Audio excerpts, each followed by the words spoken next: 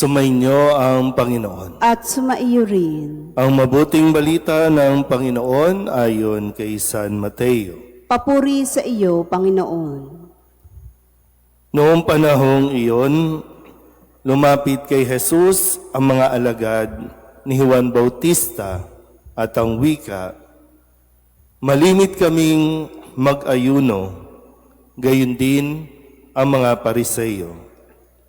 Bakit po hindi nag-aayuno ang inyong mga alagad?" Sumagot siya, "Maaari bang magdalamhati ang mga panauhin sa kasalan habang kasama nila ang lalaking ikinasal? Kapag wala na siya, saka pa lamang sila mag-aayuno. Walang nagtatagpi ng bagong kayo sa isang lumang kasuotan, sapagkat mababatak nito ang tinagpian at lalong lalaki ang punit. Wala ring nagsisilid ng bagong alak sa lumang sisidlang balat. Kapag gayon ang ginawa, puputok ang balat, matatapon ng alak at mawawasak ang sisidlan. Sa halip, ay isinisilid ang bagong alak sa bagong sisidlang balat, at sa gayoy, kapwa nagtatagal." Ang mabuting balita ng Panginoon. Pinupuri ka namin, Panginoong Heso Kristo. Isang magandang umaga po sa inyong lahat. Ngayon po ay Sabado sa 13 linggo sa karaniwang panahon. At napakabilis dumaan ang araw. Kakaisang linggo na tayo mula nang pumasok tayo sa bagong buwan ng Hulyo. Lagpas kalahati na ng taon. At muli sa pagtatapos ng linggo nating ito, atin po muling sariwain at alalahaning mabuti ang mga aral na ibinibigay sa atin sa bawat araw na pagdalo natin sa misa, ang mga salita ng Diyos na atin pong gabay at lakas.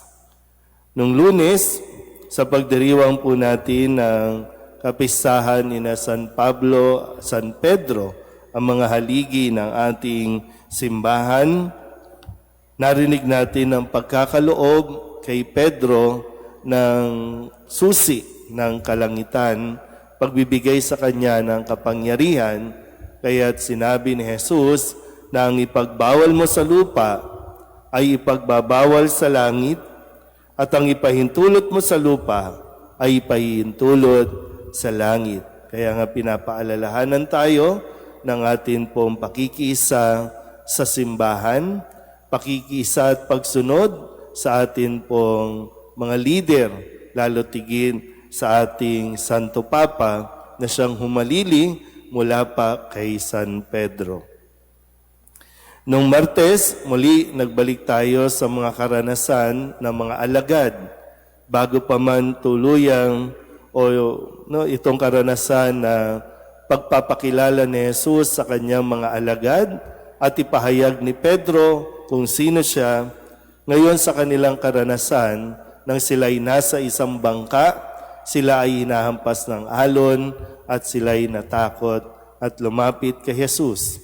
Ang sabi ni Jesus, "Ano't kayo'y natatakot?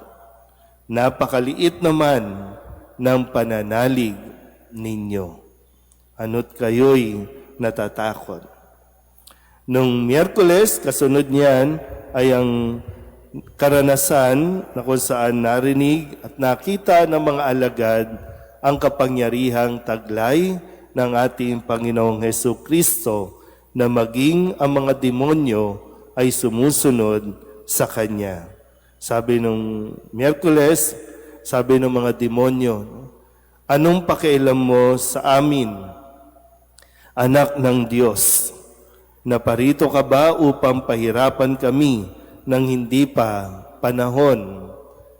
Ang isang bahagi dito, dahil yung mga demonyo, na-request nila kay Jesus na doon na lamang sa mga baboy sumanib. At yung mga baboy nahulog sa bangin, namatay. At yung mga tao, ninais nilang paalisin si Kristo sa kanilang bayan. So, ang mga demonyo, kinilala si Jesus, samantalang ang mga tao, pinaalis si Jesus.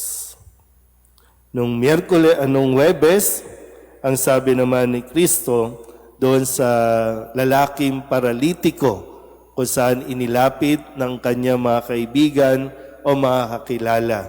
At na dahil sa pananampalatayang taglay nila kay Kristo, kung kaya't sinabi ni Kristo sa paralitiko, "Anak, lakasan mo ang iyong loob, pinatatawad ka na sa iyong mga kasalanan." At nawa, paalala din sa atin, lalo tigit sa mga pagkakataon na tayo po ay nagkakasakit, na ang unang kailangan nating pagalingin ay ang ating mga kaluluwa mula sa kasalanan. Kaya pinatatawad muna ni Jesus ang kasalanan bago ang pagpapagaling sa kanyang pisikal na karamdaman. Kahapon, sa pagdiriwang naman natin ng kapistahan ni Santo Tomas, na kung saan sa simula siya ay nagduda kung totoo ba talagang nabuhay si Kristo, kung kaya't siya po ay nag-request o nagdasal na makita niya ang mga sugat bilang palatandaan na totoong nabuhay si Kristo. At ang paalala ni Kristo, mapapalad ang mga naniniwala kahit hindi nila ako nakikita. Ano? Sana marating din natin yung ganitong pananampalataya. Di man natin siya nakikita ng aktual, pero sa bawat pagdalo natin sa misa, naririyan si Kristo. Hindi man sa misa, sa bawat oras, sandali ng ating buhay, ay kasama natin si Kristo. At ngayon, matapos ang mga karanasang ito, ang panawagan naman lagi, no, yung tinatawag nating spiritual experience na magdala dapat sa atin sa spiritual conversion, ibig sabihin yung pagbabago.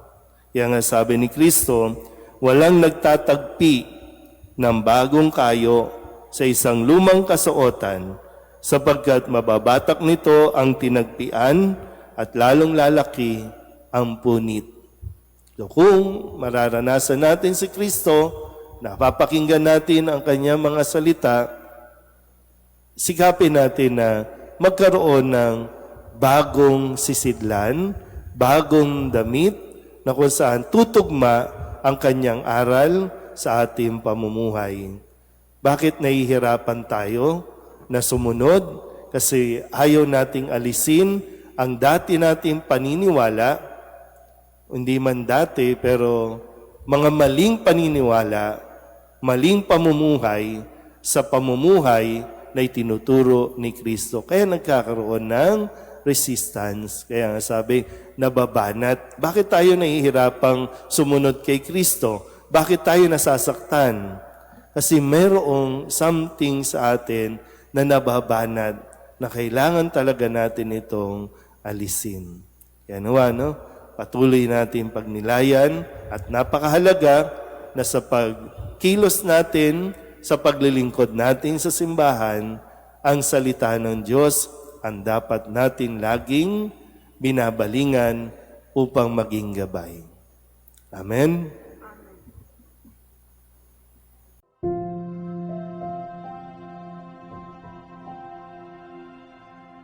Amen.